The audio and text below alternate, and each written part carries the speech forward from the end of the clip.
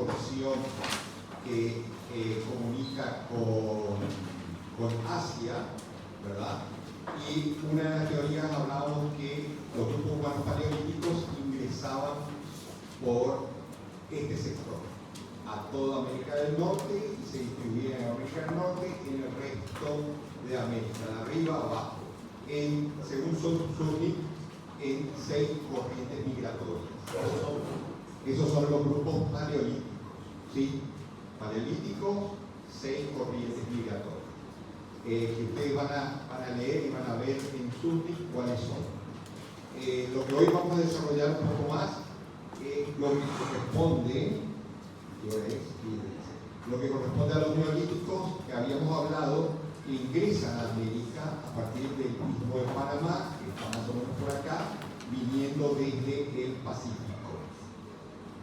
Desde el Pacífico se distribuyen también, como estos grupos humanos de características semejantes a los del Neolítico Superior Europeo. Ustedes pueden buscar en internet Neolítico Superior Europeo y ahí va a aparecer las distintas características de los mismos, ¿verdad? Lo que decíamos es, en una de estos grupos, es que provienen de una condición ambiental semejante a la que tenemos acá en nuestra región oriental, que es selvática y regada por ríos y demás. O sea, lo que permitió que estos grupos humanos se encuentren en condiciones ambientales semejantes y se puedan adaptar perfectamente, ¿sí? Que corresponde a justamente el norte de América del Sur, toda la cuenca que está marcada acá, toda esta cuenca del Amazonas, el Orinoco y demás. Obviamente estos grupos humanos no pierden, no olvidé apagar el celular,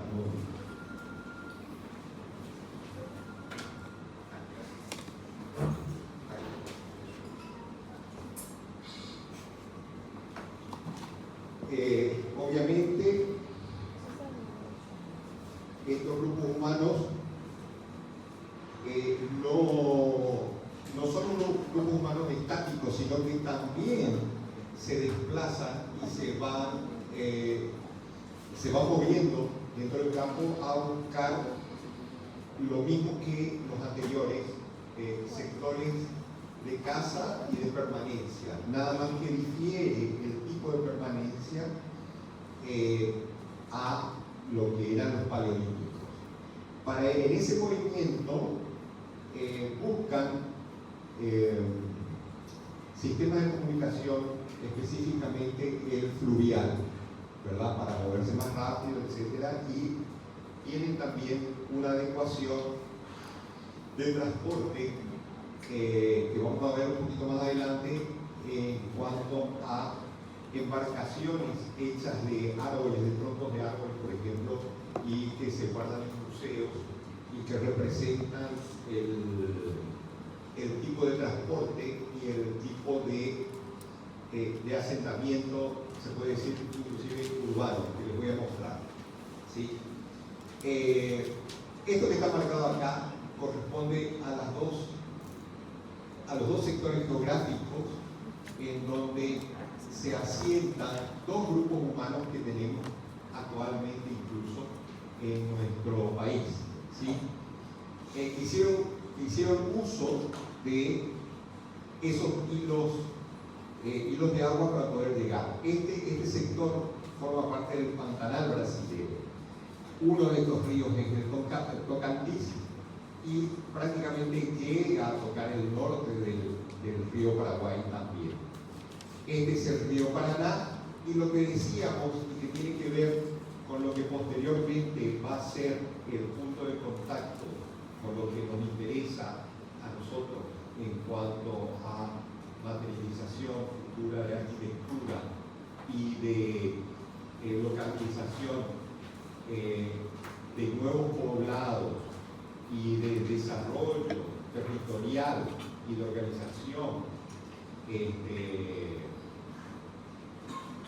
vamos a llamarle ahora prácticamente patrimonial de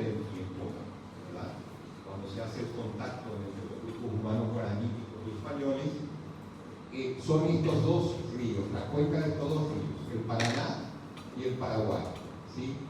El Paraguay es el hilo de agua que da vida prácticamente al país y divide en dos regiones totalmente diferentes, ¿no es cierto? Todo lo que es el área, entre comillas nomás, porque es el Chaco, ¿verdad? Con una superficie de tierra totalmente distinta, y la oriental, el Chaco occidental y la oriental, que es la parte selvática, ¿verdad? En donde se asienta ese grupo humano del cual vamos a hablar ahora y que tiene mayor relevancia, que son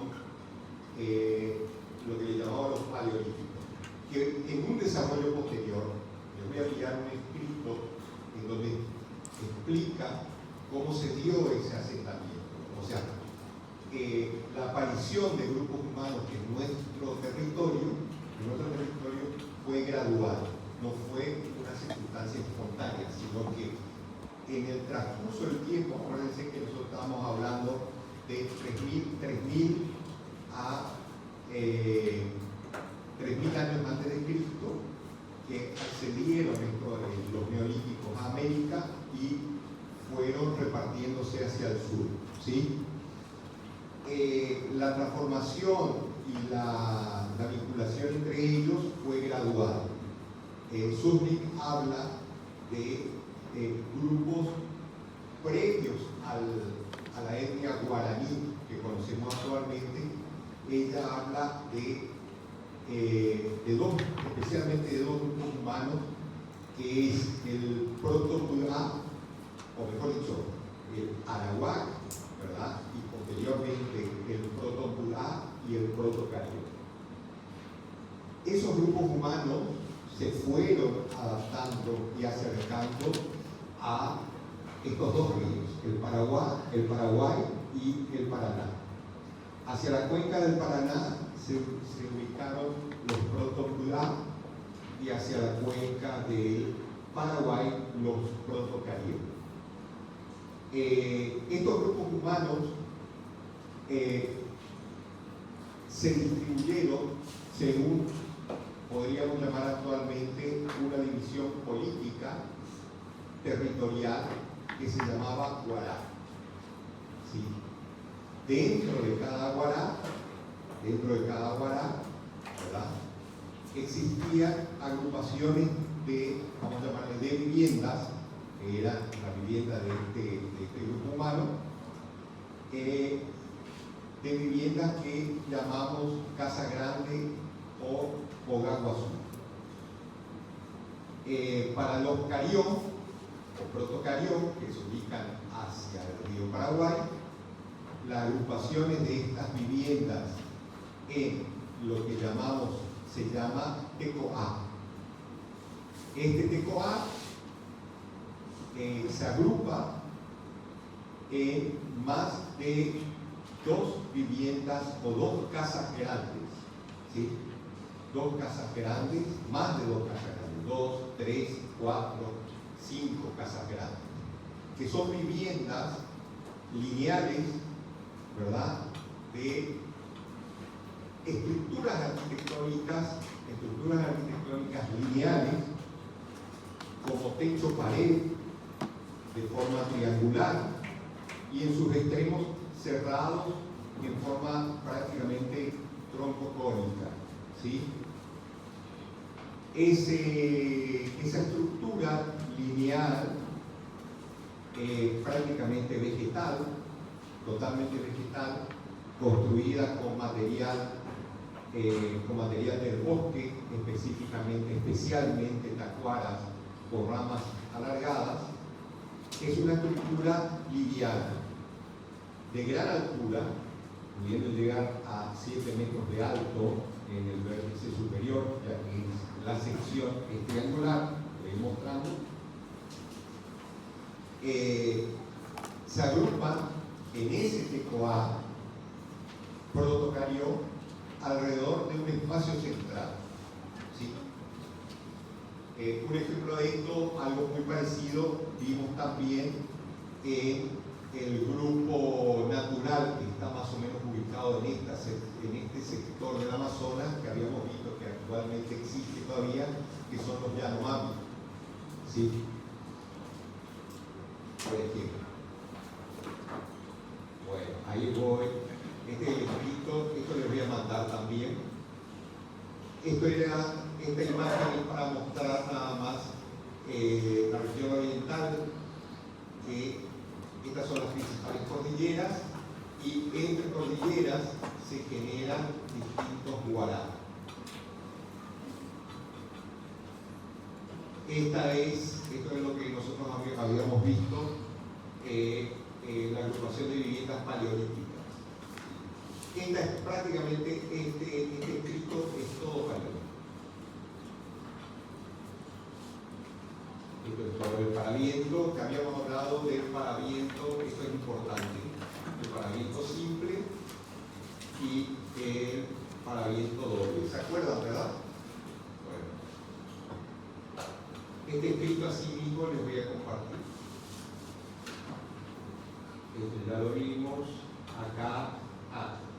Esto habíamos hablado la vez pasada también, que de este grupo humano paleolítico se dividían en láguidos, que aquellos grupos que ocupaban toda la parte selvática, y pámpidos toda la región del Chaco y compañía.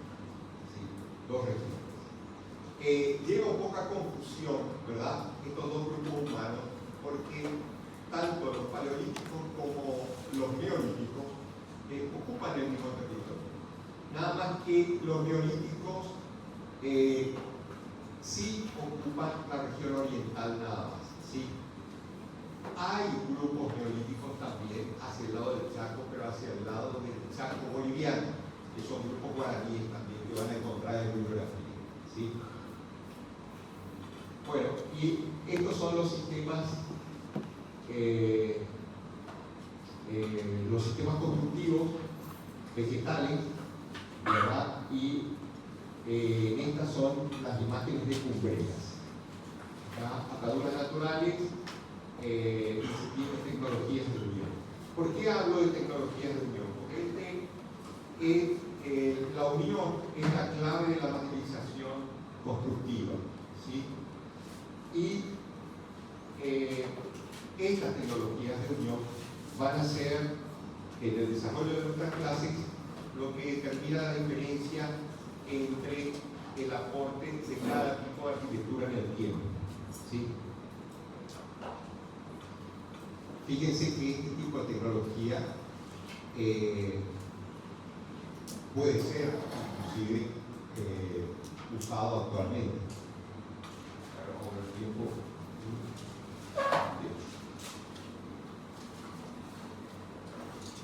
Esto es la hoja de palma repartida y cosida.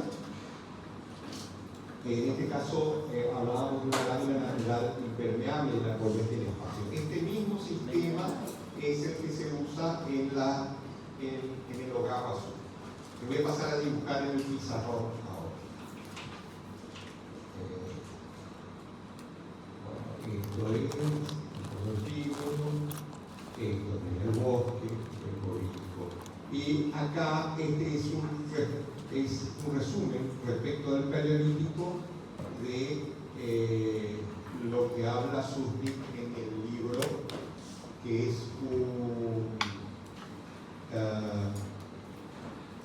compendio de conferencias que había dado la antropóloga en la década del 70 más o menos, y un ayudante suyo grababa y escribía, y eso posteriormente se convirtió en un libro, en el libro que le había comentado la clase anterior. ¿Sí? Bueno, esto lo dejamos acá, y para ver ahora,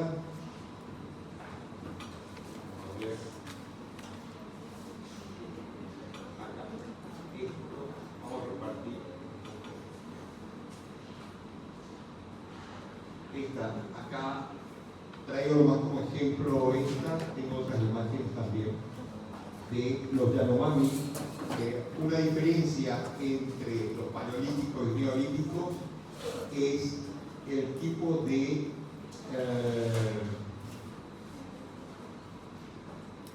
intervención que hacen en el espacio verde.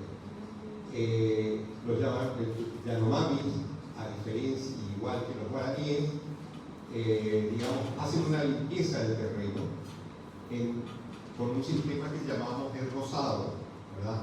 Que era echar un cordón de agua en forma circular y quemar todo el interior de tal forma de tener un espacio vacío. Y en ese espacio vacío, la localización de las viviendas. En este caso no, en este caso es eso es lo interesante de este grupo humano, que toda la comunidad es un solo techo, es como si fuese una fortificación que posteriormente vamos a ver en un pueblo que se llama Trilá, por ejemplo, dentro de lo que es la arquitectura colonial. Vamos a ver una disposición conceptualmente semejante, pero de forma diferente, ¿sí? No, es interesante como para comparar. Esto es nada más que la ubicación. Bueno, obviamente, sí, es cierto. La percepción ambiental, ¿verdad? De poca ropa es otra, digamos, ¿sí? En el bosque. Acá está la limpieza en el bosque, ¿verdad? El aro de Yanomami, ¿verdad? En este caso sí tiene una cumbrera. Este es el módulo ambiental prácticamente verde, prácticamente un paraguas de sombras, pero utiliza de apoyo los árboles próximos. Acá se ve la estructura de ramas largas, finas. Acá tenemos tacuaras, y este es el desarrollo. Toda la comunidad se vuelca a un espacio de uso central que fue limpio. Voy a dejar ahí y voy a pasar al pizarrón.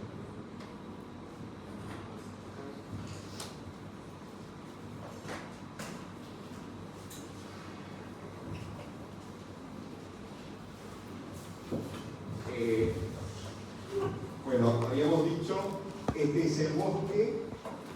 El paleolítico se instala, como eran bandas de grupos familiares pequeños, se ubican dentro del claro del bosque sin destruirlo, ya existen, en unidades en forma aleatoria. Y si lo vemos arriba con una planta de techo, es prácticamente pequeños refugios, así como vimos el módulo aquel, puntual para un grupo familiar, ¿sí?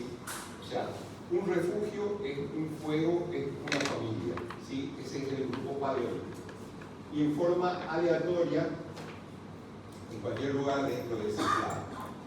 A diferencia del, vamos a poner la letra P acá, y la N en neolítico, a diferencia del neolítico, que lo que hace es el rosado, es tirar, hacer un cordón, echar los árboles, como ellos manejan ya la piedra pulida, tienen la capacidad de cortar los árboles. Obviamente le va a llevar mucho tiempo, por eso el hierro y el material y las armas correspondientes de los españoles les fue muy valioso, ¿verdad? Un tesoro prácticamente, porque era una herramienta. Imagínate, es como que te esté entregando algo que a ellos les llevaba un mes, a lo mejor en un día lo que iban a poder hacer, ¿verdad? El hacha español contra la piedra pulida para derribar estos árboles y hacer, ¿verdad? Es otro mundo, es otra cosa, otra tecnología. Entonces, el rosado que consistía en cortar todos estos árboles, arrasar esto y posteriormente quemar esto bajo un control de este anillo para que no se expanda. Una vez que se tiene esto quemado, sin árboles. Tenemos una superficie totalmente limpia en donde se ubican las casas grandes. Las casas grandes, en el caso así como Yanomami, también alrededor de un espacio vacío, nada más que son estructuras arquitectónicas lineales a dos aguas y que llega de la cumplera al piso. Por eso le llamamos techo pared. O sea que tienen, haciendo un corte, esta característica, ¿verdad? Depende del largo, esto alcanza aproximadamente 7 metros y este ancho ronda entre los 4,5, 5 a 7 metros. Y de acuerdo al alto y el material que consigan, esto se subdivide. O sea, acá un horcón, acá un horcón. El horcón es una rama y una bifurcación de ramas, o sea, es un tronco y una bifurcación que se corta para poder apoyar una viga. Y esto metido dentro del suelo, ¿sí? Este horcón tiene permite la instalación de unas vigas y acá es simple apoyo nada más, o bien también un horcón más largo para el apoyo de otra viga. Y también suele tener un transversal más de aviostramiento, si es que no tiene este horcón central. Estos generalmente son tacuaras, acá es apoyo simple y sobre ella existe una trama de tacuaras, por la cual se va cosiendo digamos, la lámina impermeable vegetal, ¿sí? Así con los sistemas de unión que habíamos visto, ¿sí? Hojas cosidas, mazos, hojas superpuestas, etc. Trenzado de hojas también, todo como para poder disponer una superficie impermeable, digamos, un paraguas. Lo mismo sucedía con los paleolíticos, con esos paravientos, ¿verdad? Que era un pequeño refugio ante la inclemencia del tiempo.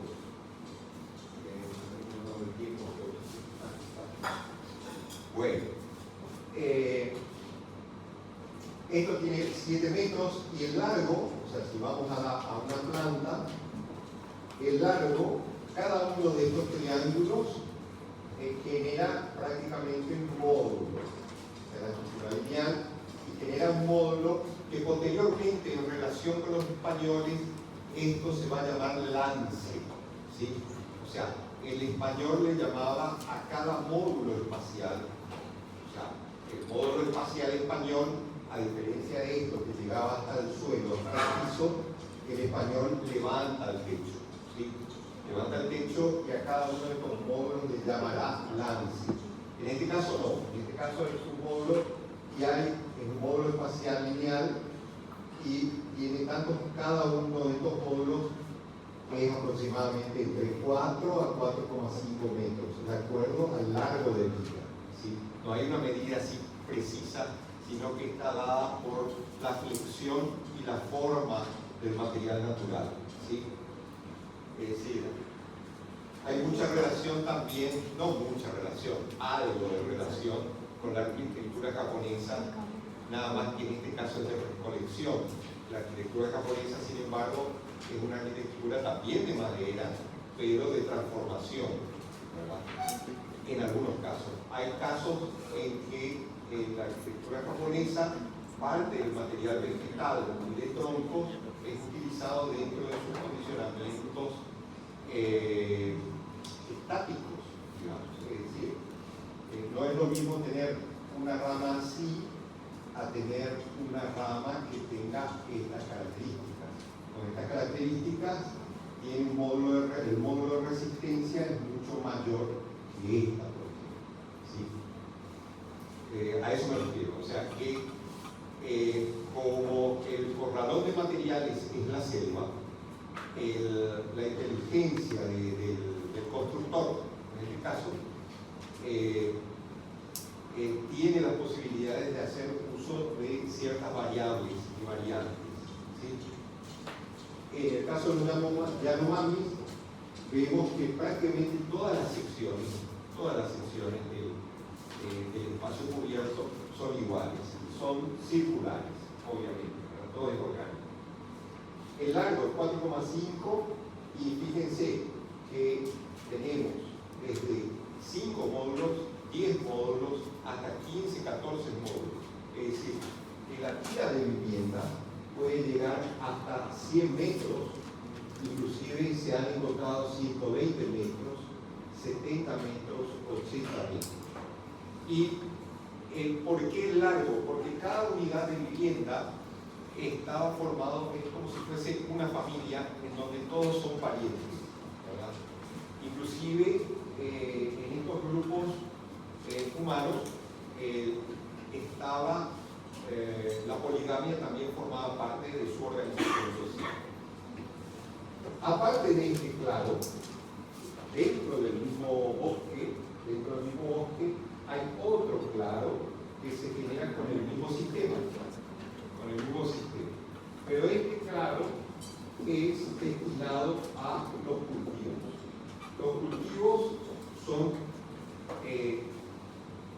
son cultivos de cereales, compañía, gramíneas, etcétera, que por su condición cultural ellos pueden guardar, ¿verdad? Pueden guardar dentro de vasijas que tienen dentro de la casa. La comunicación de este claro a este otro se da por un camino, un tapeporí, que llega al cultivo. Tanto el cultivo como el desarrollo de la casa, todo lo que les permite sobrevivir a ellos, es una condición de relacionamiento social. Tal es el caso de que el hombre de esta comunidad prácticamente se traslada a otra comunidad, a otro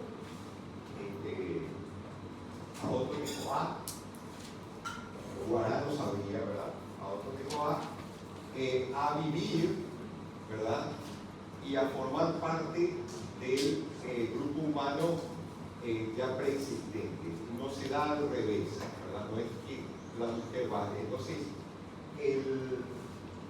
el líder de esta comunidad recibe un brazo más, recibe más brazos para poder labrar la tierra y la subsistencia. Eso es lo que le voy a enviar, ahí van a leer un poquito cómo es la historia, ¿sí? La historia antropológica del caso, ¿sí? Bueno, esta característica, otra cosa de ese sector que me parece importante y que tiene que ver un poco con la inteligencia en cuanto a cómo se conforma un espacio de arquitectura, que al fin y al cabo todos ustedes hacen un taller también y que tiene que ver con las condiciones ambientales, o sea, todos tenemos eso, ¿verdad? Nada más que yo siempre pregunté qué relación hay entre la historia y el taller, ¿verdad?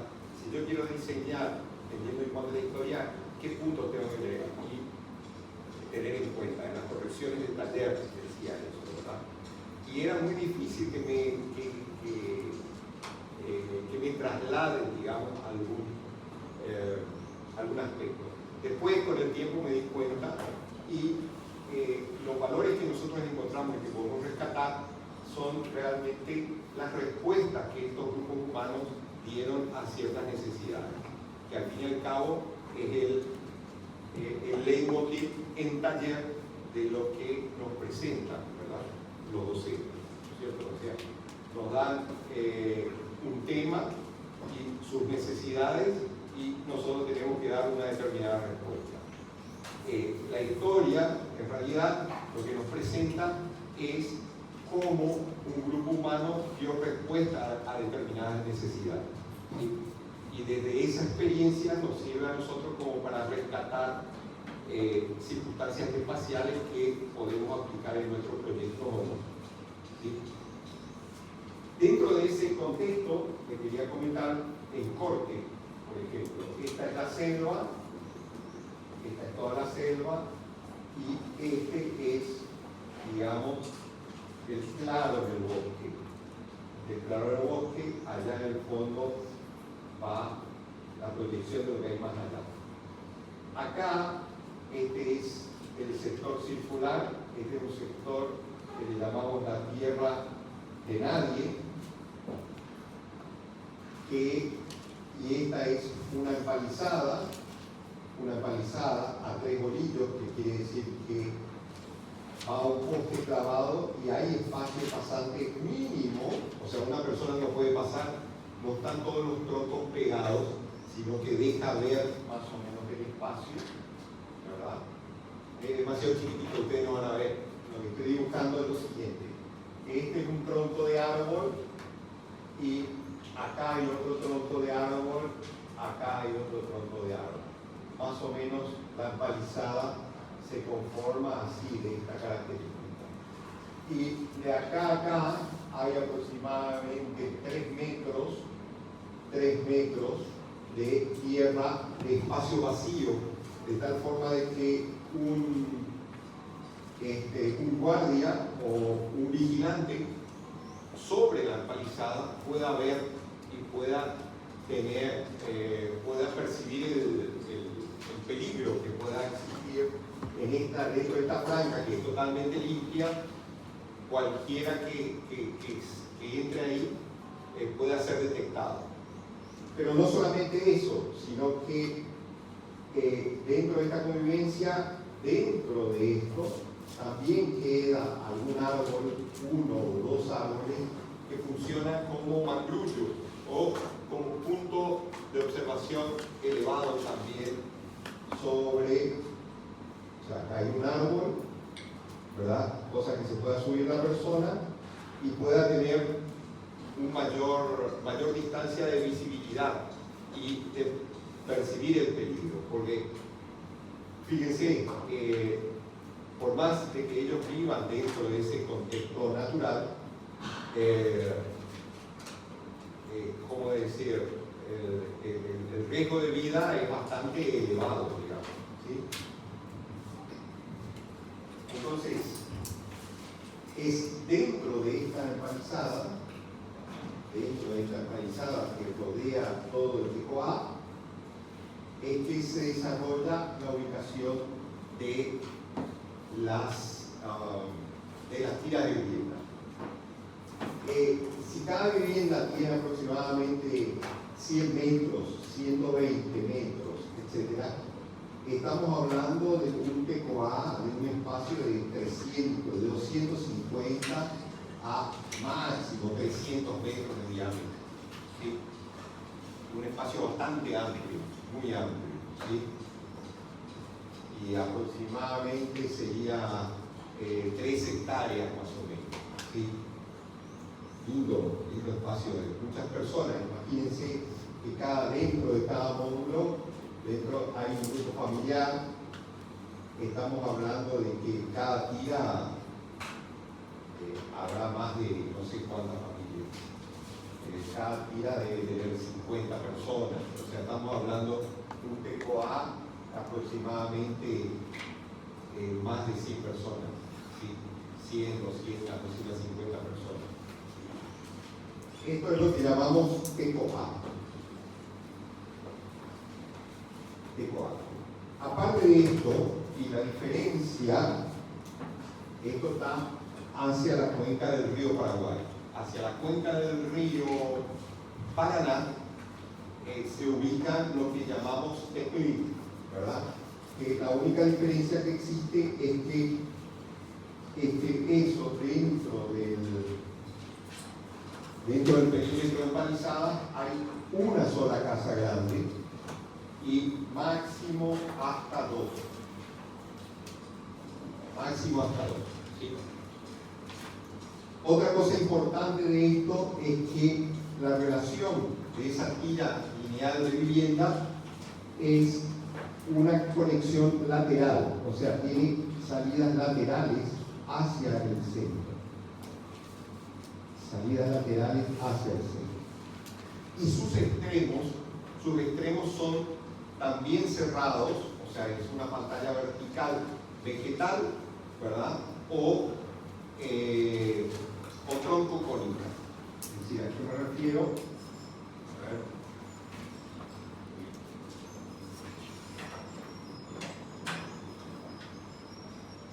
A que, por ejemplo, esta es la casa grande y acá son salidas triangulares de ese interior hacia el patio. Todo esto es obviamente vegetal. Donde tienen mucha información de esto y lo van a ver es en el libro de Ríos, Silvio Ríos, del arquitecto Silvio Ríos, que se llama La vivienda guaraní, que la había comentado la vez pasada. No sé si fueron a ver a Perceptoría creo que es, ¿verdad? Ahí donde venden los libros. Les recomiendo que compren el libro ese, espectacular. Está muy bueno. O sea, 60.000 guaraníes sale. Es un material muy valioso. ¿Sí? Y no es por hacer propaganda al libro ni nada, sino que está muy bien elaborado. O sea, bueno, se nota, a mí me gustó. Bueno, hasta ahí puede ser, ¿verdad, Julieta? ¿Algo más? ¿Alguna pregunta? Sí. Lo que vos mencionaste que hay uno que tenía una casa grande. ¿Su nombre puede ser? Sí, es Ogaguazú o Casa Grande. ¿Pero qué grupo era? ¿Qué grupo? En uno solo, es el grupo de los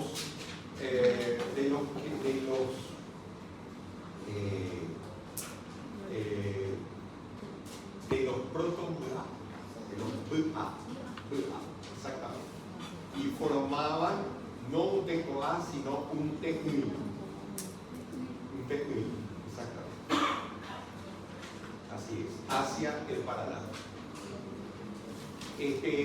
Obviamente, después por su desplazamiento y por ocupación, peleas y compañía, se fueron uniendo y llegaron a conformar lo que en forma única podemos llamar los guaraníes.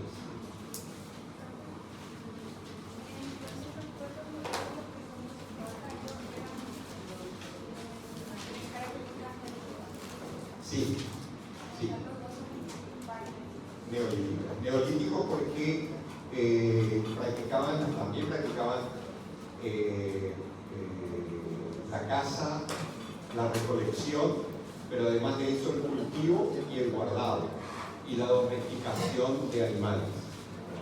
Y fueron con estos grupos humanos, especialmente los cariocos, porque por el río Paraguay es donde se acercaron los españoles, es que hicieron contacto. Y la característica de ellos, o sea, la riqueza de alimentos que tenían fue, digamos, el gancho, digamos, por un lado, el gancho tecnológico de los españoles y por el otro lado, la satisfacción por el lado de alimentos hacia los españoles, porque la expedición que vino con Mendoza y se estableció en Buenos Aires, el tema del hambre fue crucial para que ellos se muevan. ¿Sí? Eso lo vamos a ver después en la próxima clase. ¿Sí? Bueno, a ver cómo estamos ahora. 11 y 14. Bueno, podemos ver ahora sí ¿alguna otra pregunta?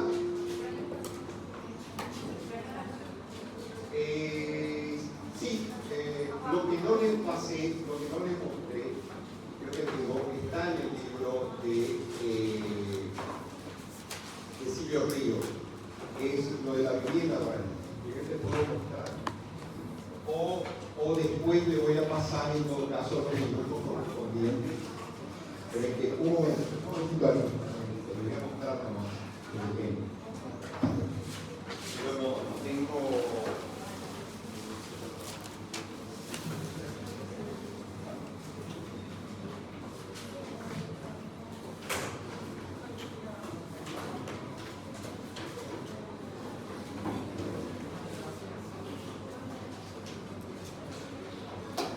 Bueno, acá tengo en estos dibujos tengo más o menos lo que le estaba comentando. Voy a sacar fotos y voy a compartir al WhatsApp, ¿sí? Acá en esto, por ejemplo, están las subdivisiones en lo que llamamos, lo que se va a llamar posteriormente lance. Y las distintas agrupaciones, porque hay un detalle interesante.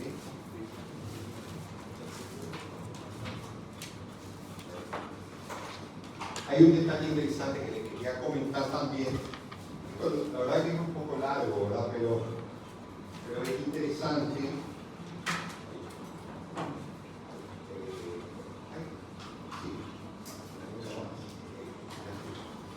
Es que estos TECO-A y TECNI, como habíamos dicho, las regiones que ocupan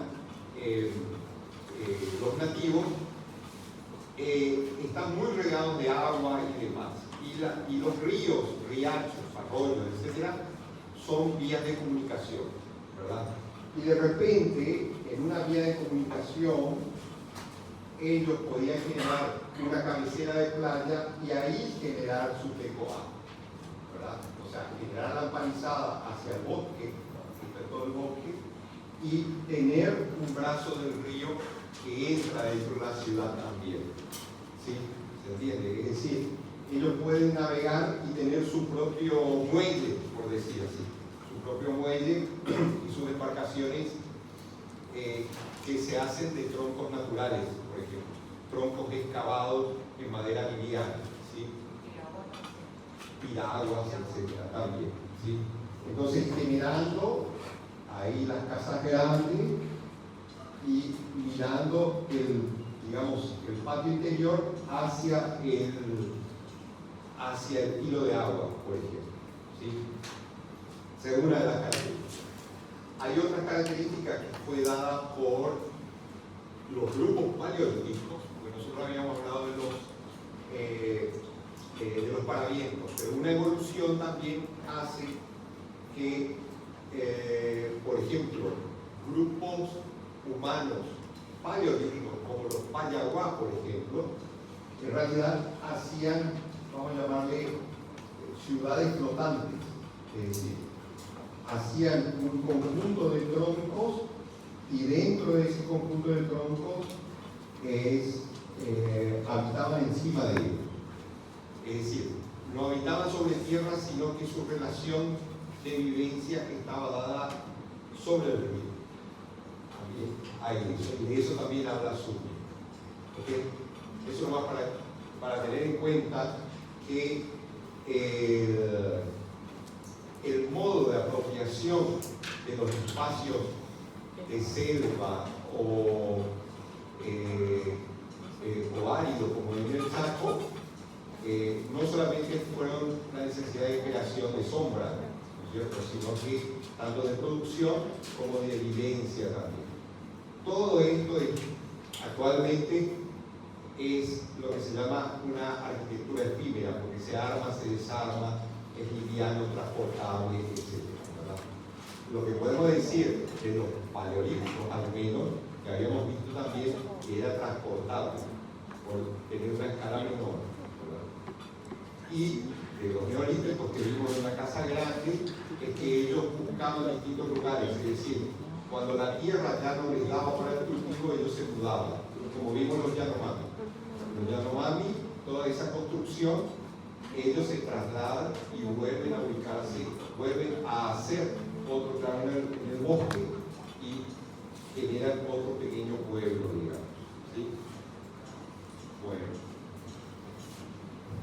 Son modos de vida, al fin y al cabo, y respuesta a determinadas necesidades culturales. Bueno. ¿Está bien aquí? ¿Hasta ahí? ¿Alguna pregunta? Nos queda esa media hora. Vamos a recibir los trabajos y para la próxima clase, ¿te parece que vamos a dar dos clases? Una introducción, esto les quiero comentar ahora. ¿Sí?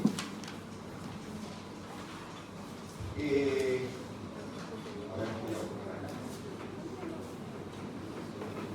acá en esta parte.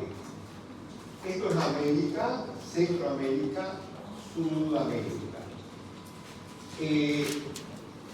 Todo lo que estamos viendo ahora forma parte de la unidad 1 del programa, que es la arquitectura precolombina. Lo que nosotros estamos viendo de la arquitectura o el uso espacial es lo que corresponde a todo este sector. A todo el sector, vamos a llamar el sector atlántico y centro próximo a nuestro país. La próxima clase voy a tratar de hacerle un esbozo nomás, porque es muy amplio, de todas las culturas que corresponden a Centroamérica y todo el Pacífico, toda la costa del Pacífico. La diferencia, como ya lo habíamos adelantado anteriormente con esto, es que estos grupos humanos responden a dos o tres corrientes que hablan sur, como son los guárpidos, ándidos y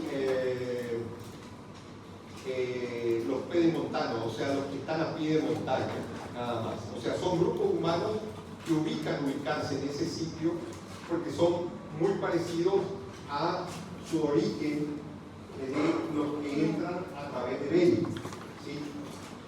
Acá, obviamente, acá también están los de Norteamérica, que también hay. O sea, ustedes habrán visto por películas y demás, esa sí es una arquitectura efímera y nómada y también paleolítica, la que se genera con largos, con 1, 2, 3, 4 palos verticales y un forro de cuero, y un acceso, que son los nativos del centro de Norteamérica y demás, ¿verdad? Hay muchos grupos humanos con esa característica y otras también, barro, tierra, etc. Y una característica dentro de Centroamérica y hacia el Pacífico es la arquitectura en piedra, ¿verdad? Es la arquitectura en piedra y que, obviamente, así como los nuestros sacaban de la selva el material, ¿verdad? Es la montaña y el pie de montaña,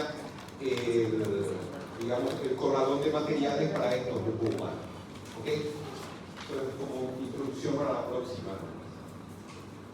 Bueno. Ahora sí, si me van entregando los